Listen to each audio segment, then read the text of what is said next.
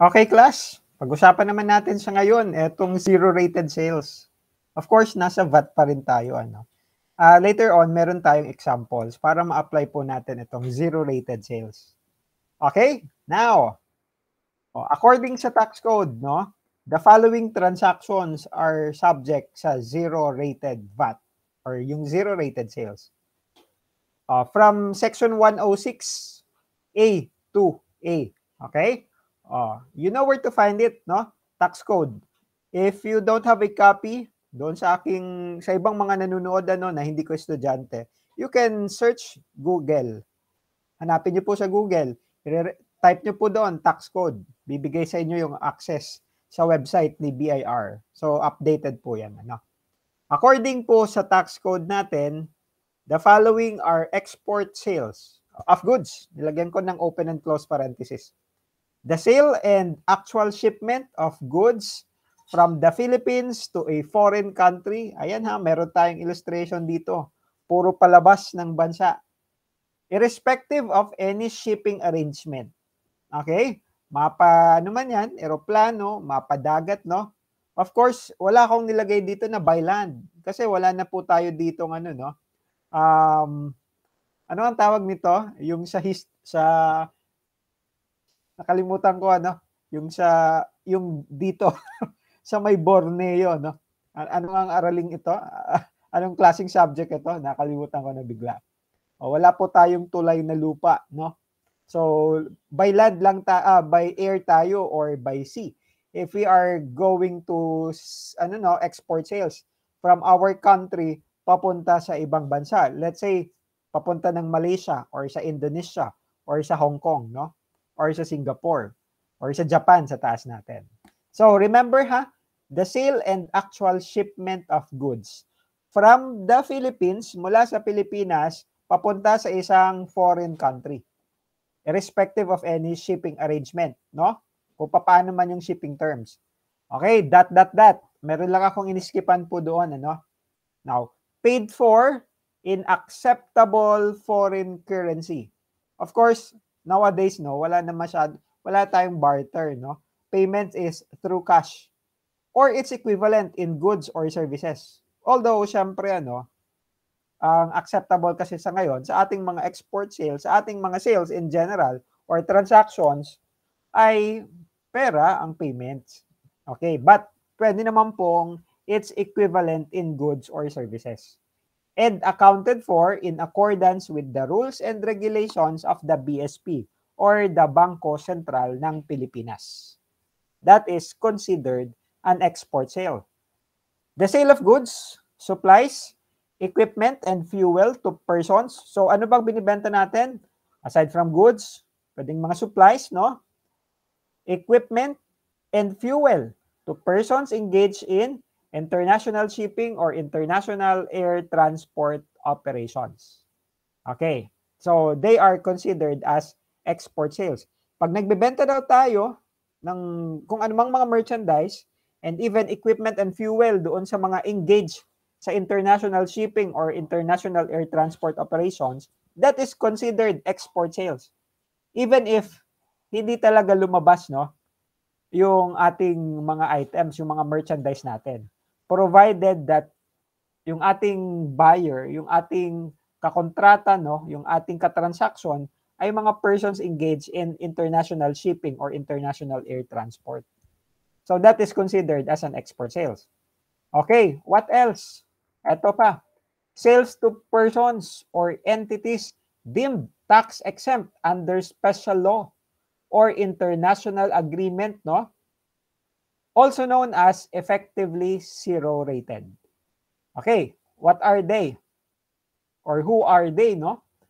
Sale of goods or properties to persons or entities who are tax exempt under special laws. Meron tayong example dito, si SBMA. Meron ba tayo ditong taga Zambales? Kasi 'di ba? Subic Bay is Zambales po ito, no? Olongapo, no? Subic Bay Metropolitan Authority. Pangalawa, example, no? PEZA, which is a more common kasi kahit saan may PEZA tayo. Philippine Economic Zone Authority. And usually, etong area na ito, nandito yung mga manufacturing companies natin. So, industrial parks, no? PEZA zone po ito. What else? Eto, no? Sale of goods or properties to persons or entities who are tax exempt. Tax exempt din, ano? Eto, yung nauna, under special laws. Eto naman, under international agreements to which the Philippines is a signatory. For example, etong Asian Development Bank or the ADB, and then the International Rice Research Institute or the IRI. I remember when I was still a BS chemistry student sa UPLB, no? I happened to visit IRI. Kasi syempre, yung mga taga Laguna dyan, di ba? Kung nakapunta na kayo ng Los Baños, sa IRI, murang-mura yung kanin dyan, ano? I remember during my time, and that was that was around 2004. Nung kumain ako dyan, yung rice, yung isang order ng kanin ay 3 piso lang, if I am not mistaken. Okay? So they are under international agreements to which the Philippines is a signatory. Tandaan niyo ito. Atong mga logo na ito. Pag na-encounter niyo po yan, any transactions affecting them, no? Pag nagbenta tayo sa SBMA or any PEZA registered companies, no? Or sa ADB, which is a bank, or sa IRI, a research institute, no? They are zero-rated. Effectively zero-rated sales transactions. Okay? So, yan po ang ating mga zero-rated. Note. Let's take note of the following because we have this cross-border doctrine or yung destination principle. Wala po tayong i-impose, ipapataw na VAT, no? That will form part of our cost of goods sold for consumption outside of the territorial border of the taxing authority. So, yung tax po natin, di ba, yung meron tayong territoriality, di ba? Sa ating income taxation, fundamental principles, no? Kung ang taxing authority mo ay sa Pilipinas, within the bounds, kasi meron tayong ibang countries din, may mga sari-sariling taxing authority yan. Pero please take note that a zero-rated sales, whether goods or properties man yan, taxable po yan. Yun nga lang, 0%. Unlike VAT exempt na, exempt talaga siya. Although, eto kasi, zero-rated. So, parang parehas, di ba? Pero please take note, ano yung mga subject sa VAT exempt? Ano naman yung mga subject sa zero-rated? Although, technically, or hindi siya technically kasi pag pinag-usapan natin technicalities, eto, zero-rated, yung isa VAT exempt. Eto, minumultiply natin pero 0%. Kaya pag tinignan po ninyo yung ating computation, of course, regardless of shipping arrangements, times natin yan sa 0%. So, effectively, wala po tayong output VAT. And then, ma-apply natin yung mga input VAT. Ito, valid po ito. Meron tayong VAT refundable dito, no? May mga VAT refunds tayo. Unlike yung mga transaction deemed sales, no? Liable si seller for the 12% VAT. Ito talaga zero-rated. So, hindi po tayo liable. Ma-apply po natin yung input VAT as a credit against our output VAT. Or pag naka-negative yan, wala tayong pag-a-applyan, meron tayong VAT credits. Alright? Eto lang, no? Ni-recap ko lang, pinick up ko lang yung isa kong slide sa aking income taxation na video lecture. Gusto ko lang i-emphasize etong jurisdiction. Kaya etong makikita ninyo dito, that is our territory, no? Territoriality principle. Okay. The following transactions are subject to zero-rated sales. Ito naman, services. Kanina, what? Goods. Ito naman, services. Nakalagay dito, services other than. Maliban po sa pagpoproseso, processing, pagmamanufacture, or repacking goods for other persons engaged in business who is outside of the Philippines when the services are performed. The consideration for which is paid for in acceptable foreign currency and accounted for in accordance with the rules and regulations of the BSP. Okay?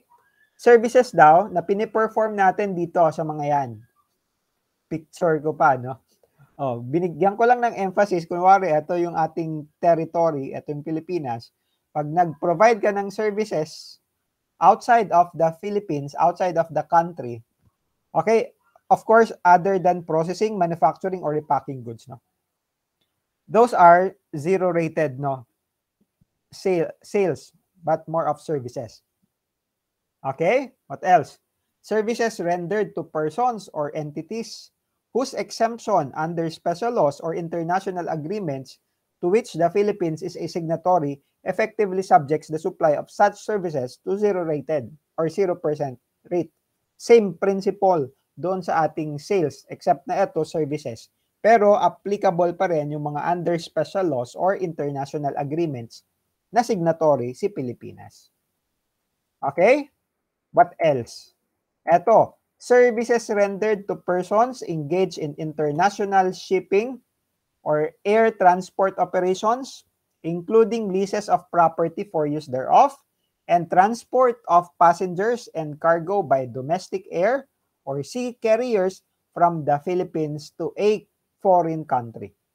O eto, no, lagyan natin ng illustration. Si Sir A, nakasakay na ng eroplano at saka ng vapor. Wow, Tagalog natin sa vapor, barko, no?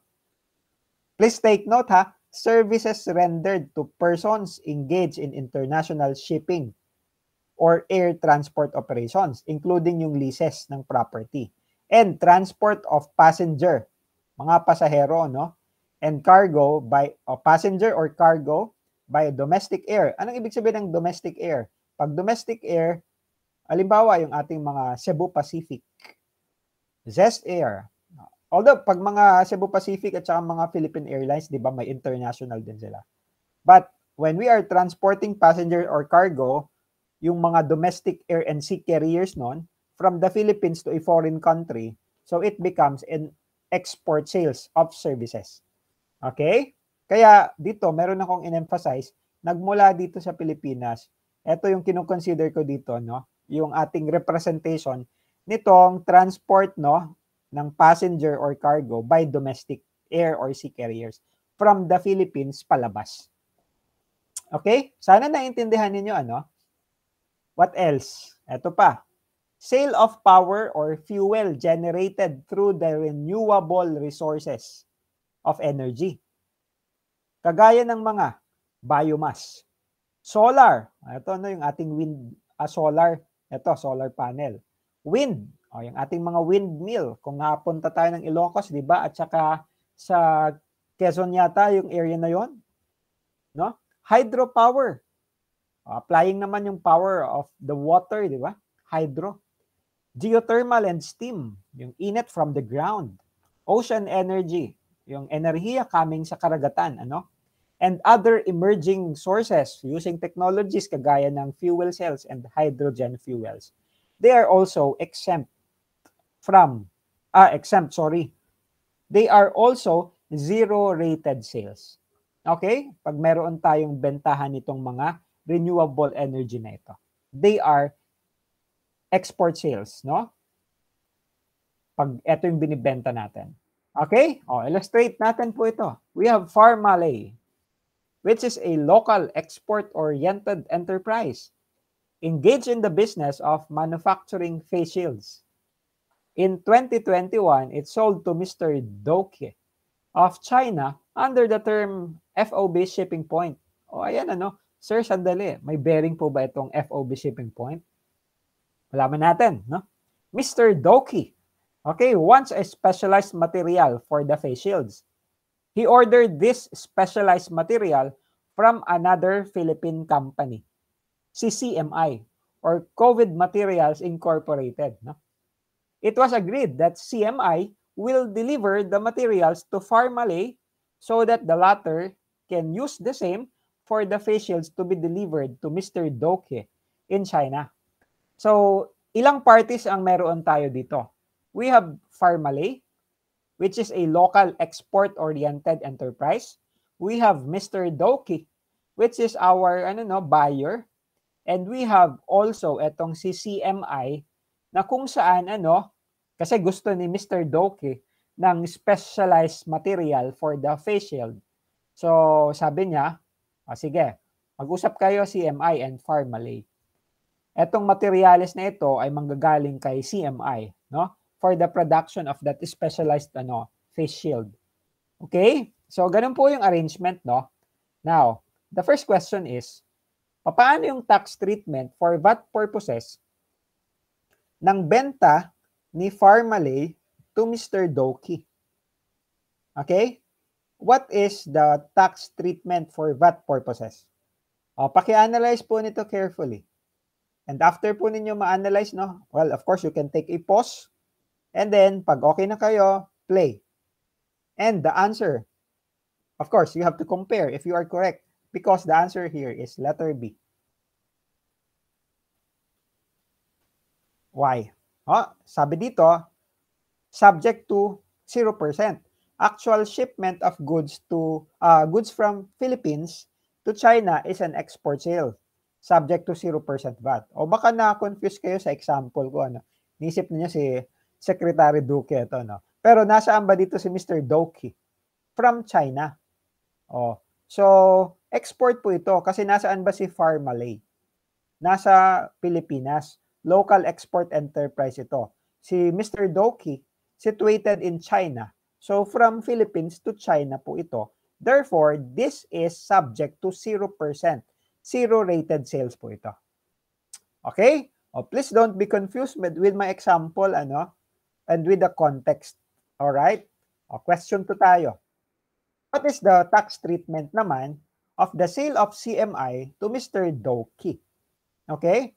Ano naman daw ang tax treatment? Benta ni CMI kay Mr. Doki. The answer is, this is a local sale subject to regular 12% VAT. Okay? How about this one? Ay, sorry Parang mayroong mali sa question. Excuse me. This should be sale of let me correct the question para may mali tayo dito sa narration. This should be a sale between CMI and Farmalay. What is the tax treatment for VAT purposes of the sale of CMI papunta kay kay Farmalay? Okay? So this is a local sale subject to VAT na 12% because this is a local nasa Pilipinas po etong si CMI, nasa Pilipinas din si Farmalay. Okay, therefore this is a regular sale. Please take note I will modify this, no? Okay, if I may, let me modify this directly to Farmalay na lang po ito. Okay? Alright. So, ayan, para corrected by po tayo dito. Okay, the answer is this one. Sandali parang nawala po yata yung aking recording. I mean, yung aking slide. Ayan. Okay, para lang corrected by po tayo agad. Baka may mga ibang nanonood na, sir, sandali po. At hindi, of course, wala silang access dito sa PowerPoint mismo. Okay? So, kinorek ko na CMI to Farmalay. So, this is a local sale.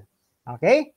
And last, suppose daw Farmalay brought materials from CMI. What is the status of the sale? Okay? This is subject to 12%, subject to 0 rated, subject to 0%, only if, may condition only if CMI's export sales exceeded 70% of the total annual production in the current year, or subject to 0% only if Farmalay export sales exceeded 70% of the total annual production in the current year. Okay? So dito, mga kapatid, ang sagot po natin ay A. Still, Farmalay brought materials from CMI. So, si CMI yung seller natin. So, this is a regular sale. Local sale subject to 12% VAT. Okay? So, yan class. Hanggang dito po muna yung ating mga yung 3 sample illustrations. I hope po ay naintindihan po ninyo yung ating discussion. Pasensya na, may konting lang tayo doon, no? Medyo hindi smooth yung discussion pagdating doon sa scenario 2. But I hope na-get po ninyo yung context, yung punto po dito. And if you have any questions or clarification, please let me know. You may comment down below. Thank you, and I'll see you sa mga susunod na video lecture. Bye-bye!